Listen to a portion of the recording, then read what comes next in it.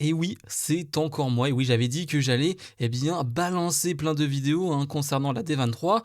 Et on va parler de Vision Quest. Et oui, Vision Quest qui a sorti son trailer. Le premier épisode, c'est le 14 octobre. Donc ça arrive très très prochainement. On en parlera bien sûr sur la chaîne. D'ailleurs, j'ai calculé, c'est parfait parce que là, à partir de lundi, on a le show, la série d'ici, Lanterne. Et donc directement après, je crois que ça va se chevaucher 1 ou 2 semaines ou quelque chose comme ça, on va avoir Vision Quest, donc c'est bien. Au moins, on va pouvoir enchaîner que de bonnes nouvelles. Vision Quest, c'est quoi? C'est justement une histoire sur Vision, le White Vision qu'on a vu à la fin de WandaVision. Et depuis, on l'a pas vu. Depuis WandaVision, on ne l'a pas vu et on se demandait que se passait-il pour ce personnage en fait. Parce que c'était quand même un élément essentiel quand même à un moment donné des Avengers, d'Infinity War. Et il est plus là. Il est plus là, donc on se pose pas mal de questions sur son sujet. Est-ce que j'ai aimé la bande-annonce? Oui, énormément. Énormément, pourquoi? Parce que ça me rappelle WandaVision, ça me rappelle Agatha all along, sur plein de domaines. Déjà d'un point de vue artistique, d'un point de vue visuel, esthétique, je trouve qu'il y a tellement d'idées. Alors, tout n'est pas réussi d'un point de vue visuel, dans le sens où il y a tellement d'idées que parfois, il y a des plans qui peuvent te paraître un peu moins jolis, mais honnêtement, je chipote. Mais sinon, je vois qu'il y a tellement d'idées de mise en scène, déjà rien que dans le trailer, dans la bande-annonce, et tellement d'idées de couleurs, d'effets spéciaux un peu dans tous les sens, que ça me plaît. Ça me plaît déjà.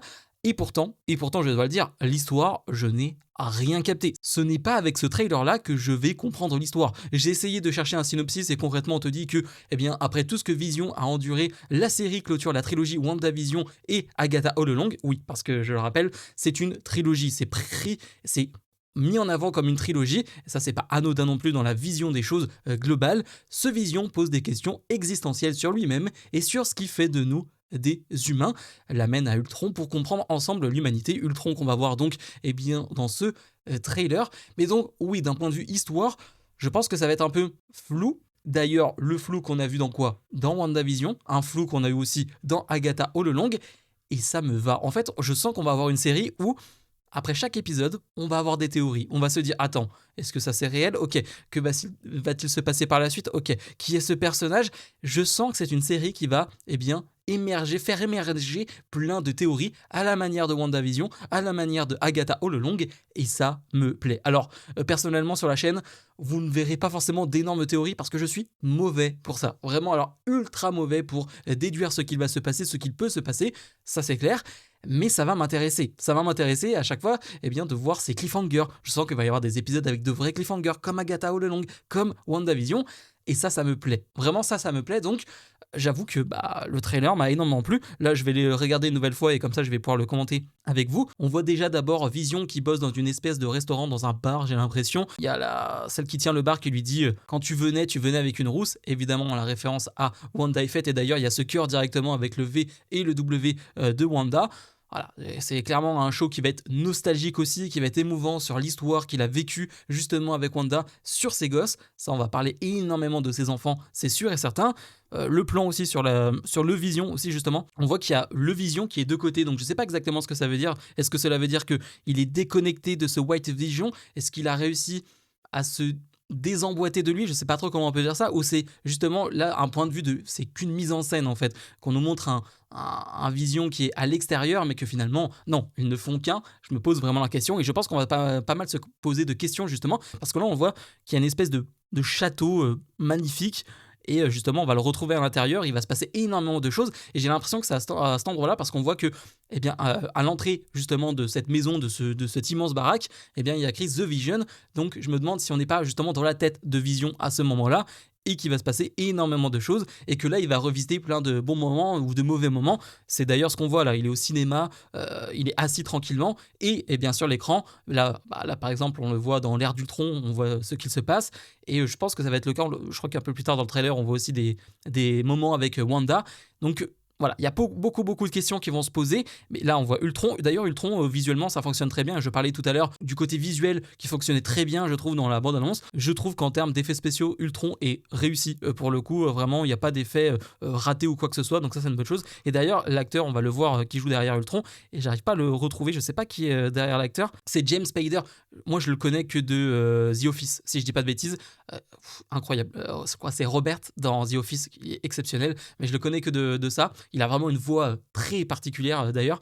Mais donc bref, on le voit pas mal dans la bande-annonce et tu sens qu'il va être important Ultron justement sur la vision de l'humanité, sur ce qui est bon, ce qui n'est pas bon, sur les humains. Tu sens que ça va être hyper important et qu'il va y avoir une vraie réflexion entre les deux, ça qui peut être hyper intéressante. On voit aussi pas mal de moments qui sont un peu flippants presque. On voit lui qui est effrayé de ce qui se passe. Est-ce qu'il a découvert des choses qui l'effraient? Est-ce que dans sa tête justement il a découvert des choses qui l'ont effrayé? Et on le voit aussi là avec ses enfants justement. Et on voit l'un de ses enfants qui va l'appeler, si je dis pas de bêtises, c'est Speed, donc c'est Tommy, parce qu'on a vu Billy du côté de Agatha All Along, mais dans mon souvenir, j'en suis pas sûr, mais je crois qu'à la fin d'Agatha All Along, il y a Billy qui a une espèce de vision, de ressenti sur justement son frère, sur Tommy. Est-ce que c'est vrai, est-ce que c'est faux? J'ai ça en tête. Est-ce que je l'ai imaginé? Je crois pas, mais ouais, j'ai l'impression que c'est ça. Il y a un superbe plan d'ailleurs de vision là qui est en l'air, qui est vraiment très très joli. Et donc, oui, ça va jouer autour de cette relation-là de Tommy. On le voit mieux, la Tommy, donc Speed.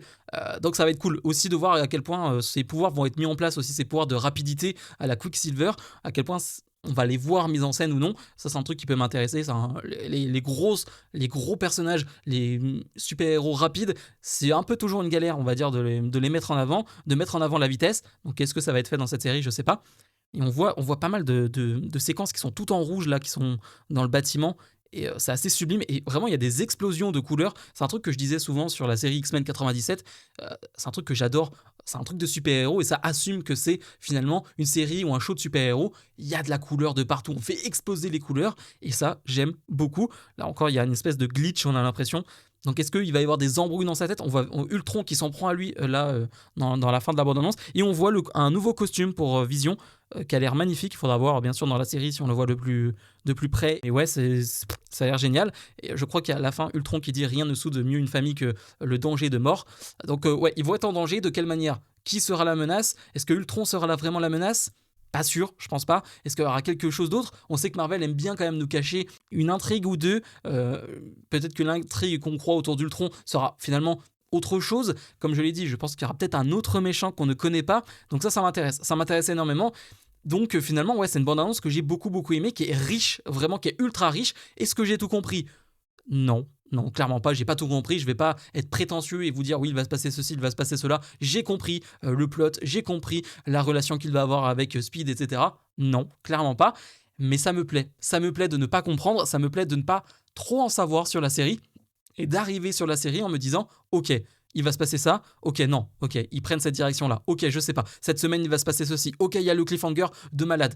Donc j'ai vraiment hâte. C'est le 14 octobre, donc c'est dans 2 mois tout pile maintenant, et j'ai très hâte. Franchement, pour le coup, j'avais pas beaucoup d'attentes, entre guillemets, sur cette série, parce que Vision, ça date un peu quand même. Agatha All Along, WandaVision, ça commence à dater, et c'est vrai que se relancer là-dedans, je trouve que c'est une épreuve entre guillemets, mais bon bah tu fais quand même confiance aux gens qui sont derrière. La bande-annonce, ça te donne envie, clairement on te met ça en avant comme une trilogie. Donc moi qui ai adoré Agatha All Along, moi qui ai adoré WandaVision, bah, je me rattache directement au projet là finalement avec cette bande-annonce et avec cette promesse là. Donc je suis intrigué et donc j'ai vraiment hâte de voir ce que ça va donner. Est-ce que ça va avoir des répercussions sur la suite? Bonne question, ça, bonne question. Est-ce que Vision sera présent du côté de Secret Wars? Pour Doomsday, j'y crois pas, c'est bien trop tôt là, ça concorde pas. Et par contre pour Secret Wars, c'est une possibilité. Donc ouais, beaucoup de questions, pas beaucoup de réponses, mais très envie d'en voir plus. Bien sûr, je vous invite en commentaire de cette vidéo à me dire ce que vous avez pensé de cette bande-annonce. Et bah, comme d'habitude, mettez-moi un maximum de pouces vers le haut, abonnez-vous. Et nous, on va se retrouver pour une dernière vidéo. Et cette fois-ci, on va parler de Star Wars. Salut